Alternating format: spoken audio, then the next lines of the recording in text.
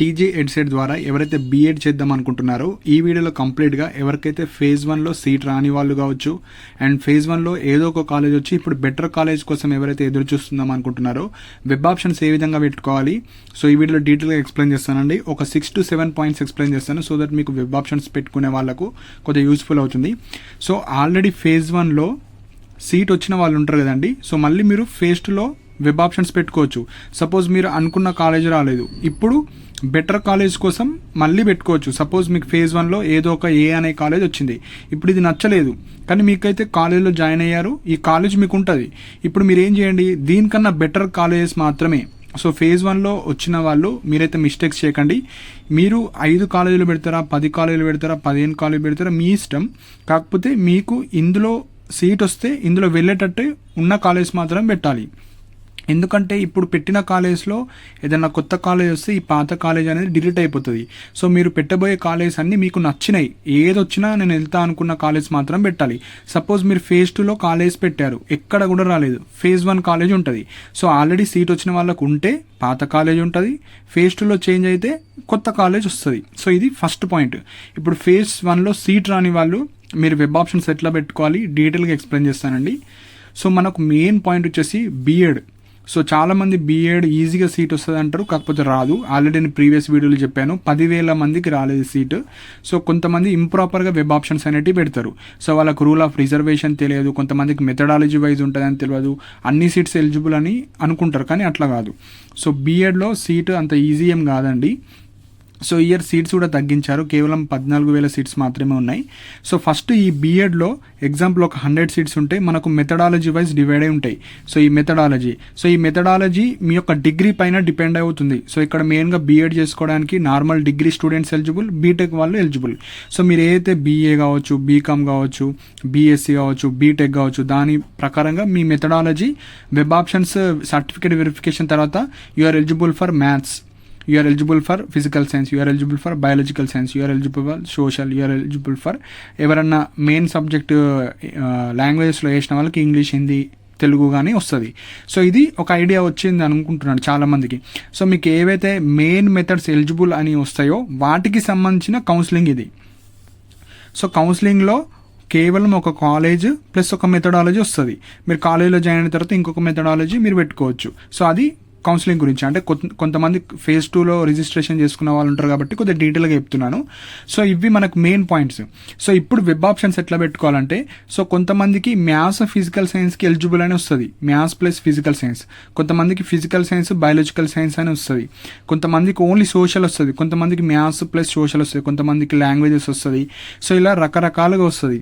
So ఇక్కడ main methods one కన్నా ఎక్కువ వచ్చిన వాళ్ళు, అంటే 2 మెథడ్స్ ఎలిజిబుల్ వచ్చిన వాళ్ళు వచ్చి ఇలా 2 మెథడ్స్ ఎలిజిబుల్ వచ్చి సీట్ రాని వాళ్ళు ఉంటారు కదా, వాళ్ళు ఏం చేయండి అంటే, మీకు సీట్ రాకపోతే కొద్దిగా పెద్ద ర్యాంక్ 15,000 ప్లస్ ర్యాంక్ ఉంటే, ఇప్పుడు ఉస్మానియా యూనివర్సిటీ ఉంది ఎగ్జాంపుల్, మీరు మ్యాథ్స్కి ఎలిజిబుల్, ఫిజికల్ సైన్స్ కూడా ఎలిజిబుల్. అప్పుడు మీరు ఏం చేయాలి, ఓయూలో మ్యాథ్స్ పెట్టాలి, ఫిజికల్ సైన్స్ కూడా పెట్టాలి. కొంతమంది ఏం చేస్తున్నారు, ఓన్లీ మ్యాథ్స్ పెడుతున్నారు, కొంతమంది ఓన్లీ ఫిజికల్ సైన్స్ పెడుతున్నారు.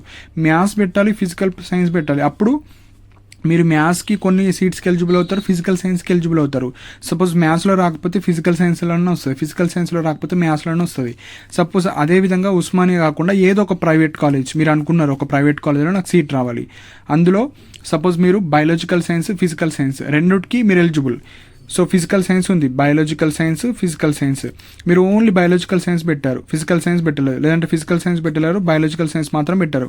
అప్పుడు ఓన్లీ బయాలజికల్ సైన్స్ సీట్స్కి మాత్రం మీరు ఎలిజిబుల్, ఈ ఫిజికల్ సైన్స్కి నాట్ ఎలిజిబుల్. కానీ మీకు ఎలిజిబిలిటీ ఫిజికల్ సైన్స్ కూడా ఉన్నది.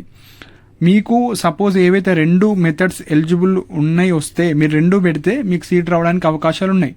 సపోజ్ మీకు ఒక మెథడ్ నాకు ఇష్టం లేదు, నేను ఇది బీఎడ్లో చెయ్యను అంటే అప్పుడు ఒకటి పెట్టుకోండి. కానీ 2 ఇంట్రెస్ట్ ఉంది, నాకు ఏది వచ్చినా పర్లేదు అనుకున్న వాళ్ళు పక్కా మీరు 2 మెథడ్స్ పెడితే మీకు సీట్ రావడానికి ఛాన్స్ ఉంటుంది. సో ఇది మెయిన్ పాయింట్ అండి. సో ప్రతి కాలేజీలో మీరు 2 మెథడ్స్ పెట్టండి. 2 మెథడ్స్ వచ్చిన వాళ్ళు, సపోజ్ ఒకటే మెథడ్ వచ్చిన వాళ్ళు ఒకటి పెట్టుకోండి, నో ప్రాబ్లం. సో మీకు వెబ్ ఆప్షన్స్లో వచ్చినాయి మెయిన్ మెథడ్స్.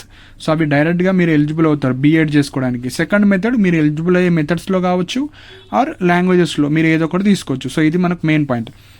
అండ్ ప్రతి కాలేజీలో 50 సీట్స్, 100 సీట్స్, 150 సీట్స్ ఉంటాయి. సో మెజారిటీ ఆఫ్ ద కాలేజెస్లో 100 సీట్స్ ఉంటాయి. సో ఈ 100 seats first methodology wise divide అయి ఉంటాయి. ఎగ్జాంపుల్ మ్యాథ్స్కి ఒక 25, సోషల్కి ఒక 30, సో బయాలజికల్ సైన్స్ 20, ఫిజికల్ సైన్స్కి ఒక 15 ఇట్లా డివైడ్ అయి ఉంటాయి వాటి యొక్క పర్సంటేజ్ బట్టి.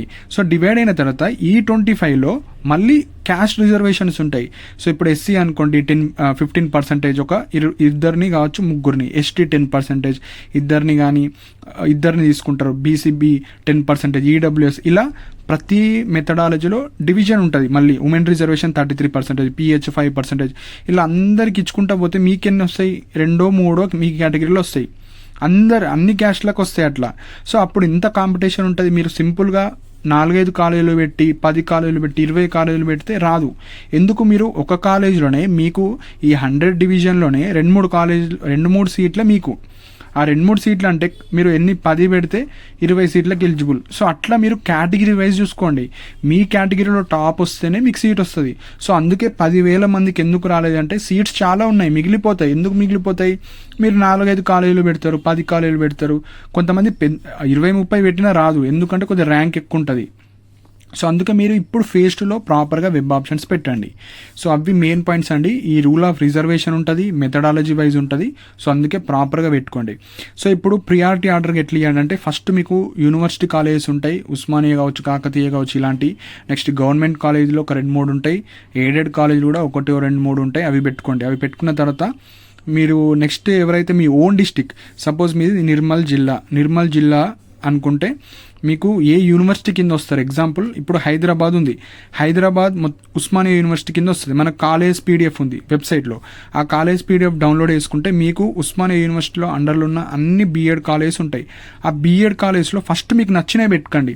నాకు ఒక 10 ఇష్టం, కానీ అక్కడ 30 ఖాళీలు ఉన్నాయి. ఫస్ట్ 10 పెట్టండి. నెక్స్ట్ ఎన్ని మిగిలినాయి? 20 ఉన్నాయి కదా, అవి కూడా పెట్టేసేయండి.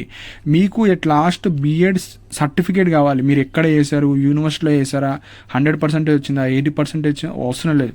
మీరు బీఎడ్ పాస్ అయ్యారా లేదా, మినిమం 50%తోని పాస్ అయితే సరిపోతుంది. మీరు ఏ కాలేజీలో చేశారు అది అంతా అవసరం లేదు మనకు. సీట్ ఇంపార్టెంట్, ఎందుకంటే చాలామంది మిస్టేక్స్ చేస్తున్నారు, అందుకే ఇంత డీటెయిల్గా చెప్తున్నాను. సో ఫస్ట్ యూనివర్సిటీ అండర్లో ఉన్న కాలేజెస్ మీకు నచ్చినవి పెట్టి మిగతా అన్నీ పెట్టేసేయండి.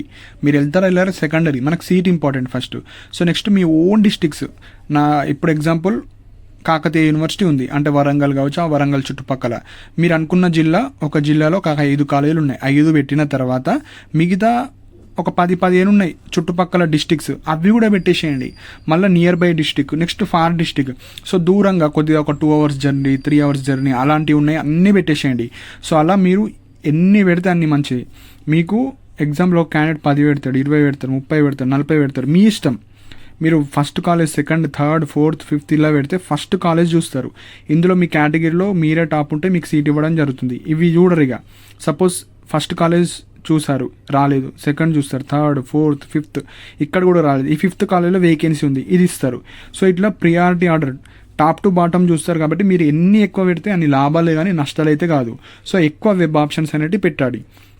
సో ఇప్పుడు మీరు ఏం చేయాలంటే మనకు వెబ్సైట్లో college wise list of provisionally selected list పెట్టారు. అంటే మొత్తం తెలంగాణలో బీఎడ్ కాలేజెస్లో ప్రతి కేటగిరీలో ఎవరినెవరిని తీసుకున్నారు, ఎంత ర్యాంక్ వాళ్ళని తీసుకున్నారు, ఏ మెథడాలజీ తీసుకున్నారు, అది దీనివల్ల చాలా బెనిఫిట్ అవుతుంది. మీరు చూడాలి.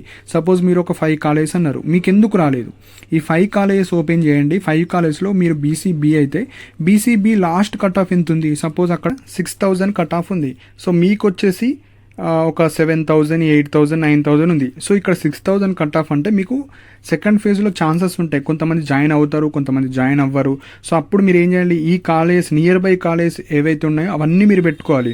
సో ఎగ్జాంపుల్ ఒక క్యాండిడేట్కి 13,000 మీ జిల్లాలో రాలేదు, కానీ వేరే జిల్లాలలో వచ్చాయి. అప్పుడు మీరు ఏం చేయాలి? మీ జిల్లాలు పెట్టుకోండి ఫస్ట్, తర్వాత వేరే జిల్లాలు కూడా అన్నీ పెట్టేసేయండి. పెడితే మీ జిల్లా కాకపోయినా నెక్స్ట్ వేరే జిల్లాలోనే వస్తుంది. అప్పుడు మీరు ఇర్రెగ్యులర్ కావచ్చు, వాళ్ళు ఏమన్నా మనీ డిమాండ్ చేసి అట్లా మేనేజ్ చేసుకోవచ్చు. ఫస్ట్ కాలేజీలో జాయిన్ అయిన తర్వాత సెకండరీ, ఫస్ట్ మనకు seat important.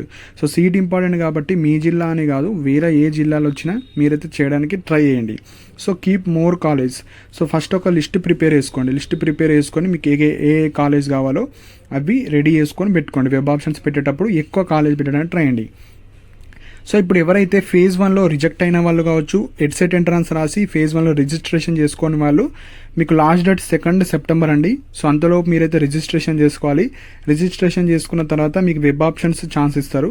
So web options అంటే ఆల్రెడీ ఫేజ్ 1లో జాయిన్ అయిన వాళ్ళు, ఫేజ్ 1లో పార్టిసిపేట్ చేసి సీట్ రాని వాళ్ళు, కొత్త వాళ్ళు ఇప్పుడు ఫేజ్ 2లో రిజిస్ట్రేషన్ చేసుకున్న 5th to 6th September. So 5th, 6th పెట్టుకోవచ్చు. ఫైనల్ సబ్మిట్ కొట్టిన తర్వాత ఎడిట్ ఆప్షన్ 7th రోజు మాత్రమే ఉంటుంది. సో ఫైనల్ సబ్మిట్ కొట్టే ముందు ప్రాపర్గా అన్ని పెట్టారో లేదో చెక్ చేసుకోండి. అన్ని పెట్టిన తర్వాతనే మీరు వెబ్ ఆప్షన్స్ పెట్టుకోవచ్చు.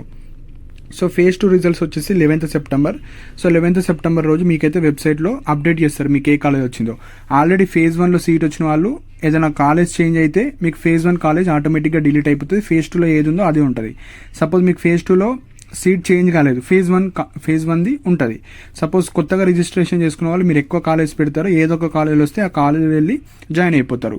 సో ఇవి ఇంపార్టెంట్ పాయింట్స్ అండి. అండ్ ఫేజ్ 1, ఫేజ్ 2 తర్వాత ఇంకొక స్పెషల్ ఫేజ్ ఉంటుంది, ఆ ఫేజ్ కూడా ఉంటుంది.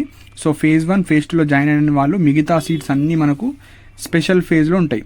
సో ఇవి ఇంపార్టెంట్ పాయింట్స్ అండి. సో చాలా ఈజీగా వస్తుంది బీఎడ్ సీట్, కాకపోతే మనం అనుకున్న ప్లేస్లో రాదు. ఎందుకంటే ప్రతి జిల్లాలలో కొన్ని కాలేజెస్ ఉంటాయి. సో మీ జిల్లా పెట్టిన తర్వాత పక్క జిల్లాలు కావచ్చు, ఆ చుట్టుపక్కల అన్నీ పెట్టండి. సో ఫైనల్గా మనకు కావాల్సింది బీఎడ్ సీట్. ఇది ఒక్కటి గుర్తుపెట్టుకొని మీరు ఎక్కువ కాలేజ్ అయితే పెట్టండి.